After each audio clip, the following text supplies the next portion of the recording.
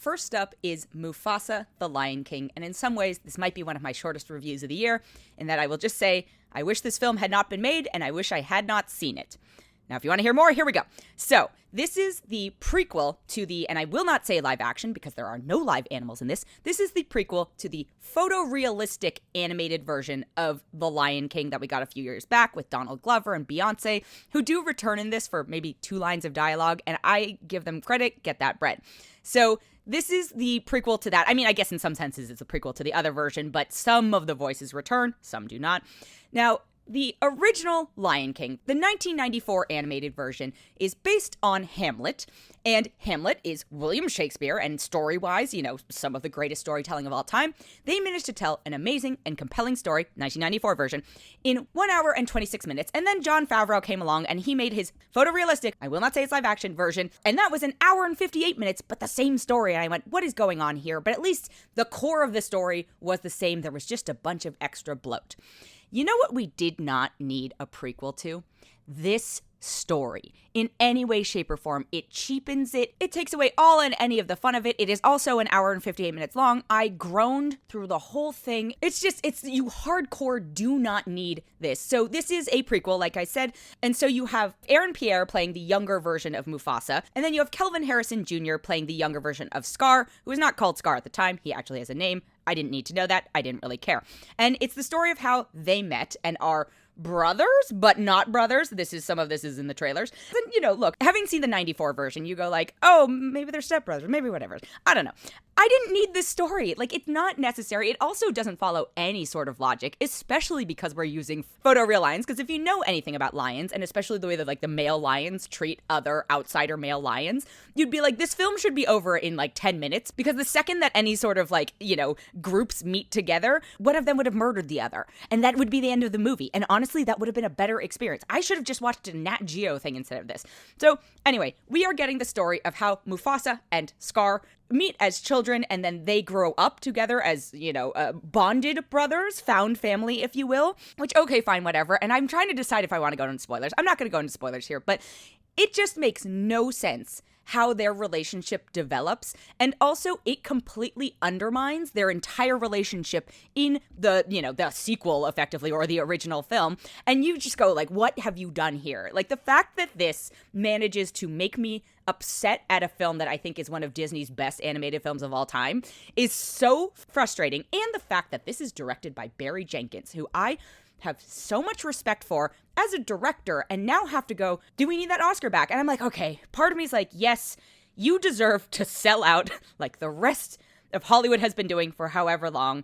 But some of me is sad at that loss of artistic integrity because, if he had made an amazing film, I would have been like, okay, it is possible to do. But he did not. And also this thing just looks weird. By thing, I mean the film.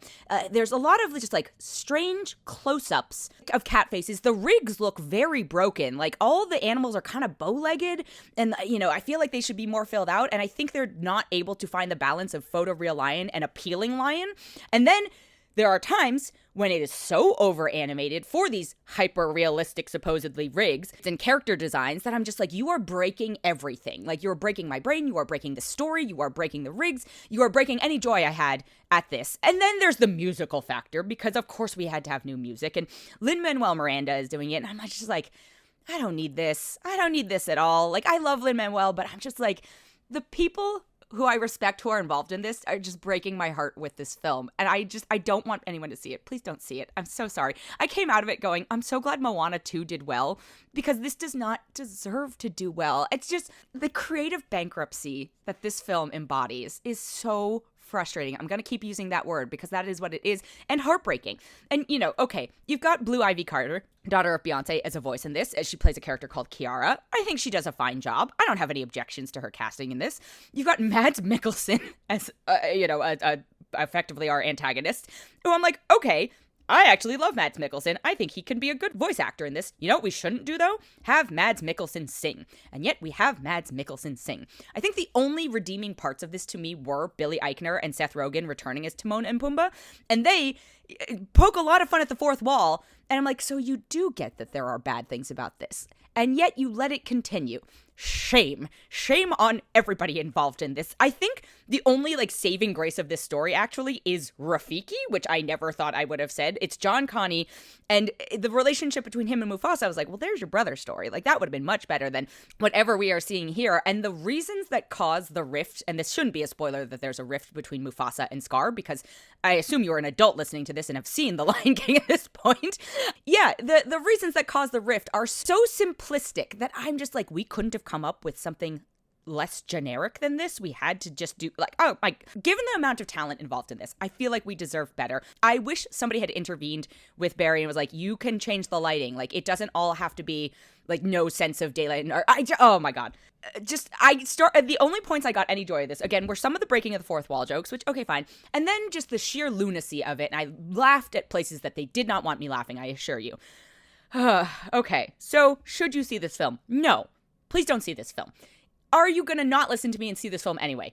Potentially. If you're going to do that, I will give you some guidance when it comes to if you are bringing younger audiences to this, because I'm sure they want this to be seen by families. I've made it very clear, I think, that I don't want this to be seen by anyone. I'm sorry I'm being so harsh, because I do know how hard it is to make a film, and, you know, the number of artists who had to work on this, and I say had to in this sense because I feel like it might have been a hostage situation. But if you are considering bringing younger folks to see this film, much like the original Lion King, either animated version, there's a little bit of scary stuff. I don't know if they'll be interested in this, to be perfectly frank. Like, I would be pretty bored if I was a little kid seeing this. My advice to you is to just show them the 1994 animated version. I'm pretty sure that's exactly what I said in my review of the other photoreal live-looking one. But yeah, I stand by that. If you are an adult who is considering seeing this out of morbid curiosity, don't do that either. This will be on Disney Plus eventually. If you're paying for that, go ahead and see that. Barry Jenkins, my dude, I hope you were just laughing at all of us sitting on a pile of Scrooge McDuck level coins, because I don't wish ill upon you and I wish you success, but please let this be the one for them. And now you go back to doing one for you.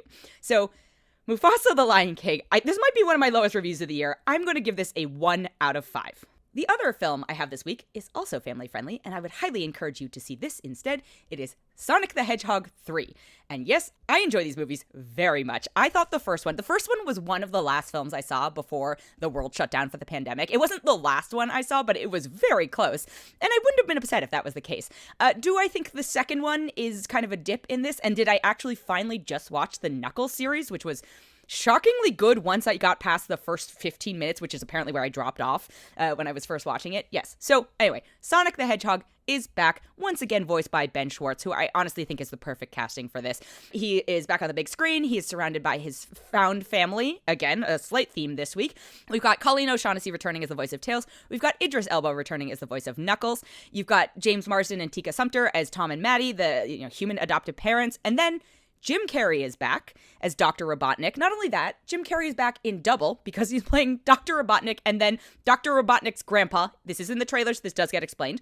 And then they're also being joined by Kristen Ritter and Keanu Reeves. When you told me Keanu Reeves was going to be in a Sonic movie, I was like, I am in.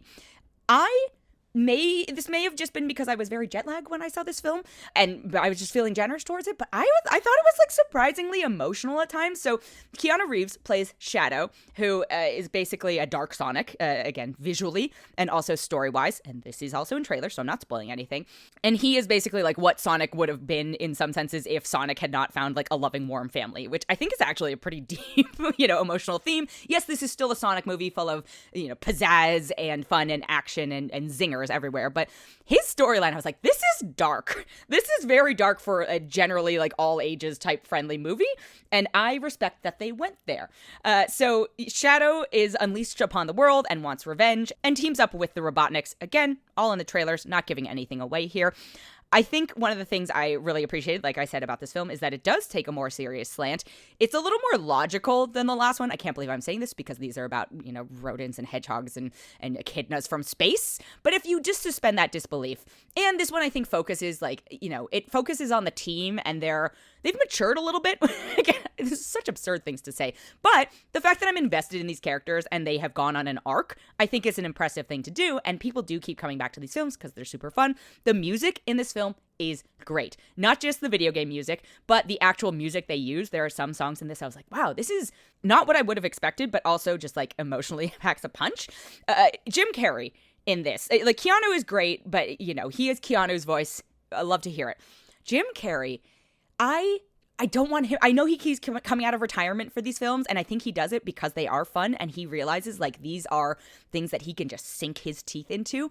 He's so good in this, and the double Jim Carrey-ness of this is even more fun because you can see him playing off himself effectively, but also having to, like, adjust as two different characters who are cut from the same cloth, and you're just like, in lesser hands, this would be terrible. It would be awful. But because you are Jim Carrey, you can pull this off in a way that is charming and funny and nuanced. It's still very broad, but, like, you can tell that they're different characters, not just because of the costuming and the makeup choices, right? And I'm just like, damn, Jim Carrey, like, don't go away. Keep doing things that you like, because clearly he enjoys these films enough to have come out of effective retirement to do them. And so you can see that joy transfer onto this role. Are these movies logical? Not particularly. Do you need them to be? Also not particularly. Did I have a million times better time at this movie than I did Mufasa the Lion King? Yes. The fact that a Sonic the Hedgehog 3, which is not based on a thing that is based on Shakespeare, can move me more than something that is directed by, you know, Barry Jenkins and has all these other talented folks in it, and not to knock the talent of the folks in Sonic 3, but I'm just like, it can be done. So if you're gonna go to see a film, please go see Sonic 3. I think it's really fun. If the Sonic franchise is not for you, this is the third one. You're not going to start here, right? Like, if you either liked Sonic 1 enough to have kept with it, or if I will say, if you were somebody who didn't love Sonic 2, and you're like, I don't know about a third one, I will say that this is better than the second one by far. So, you know, if you had a dip, I get it. I was right there with you. Come back for Sonic 3. It will be worth your time. I'm going to give this a 3.8 out of 5.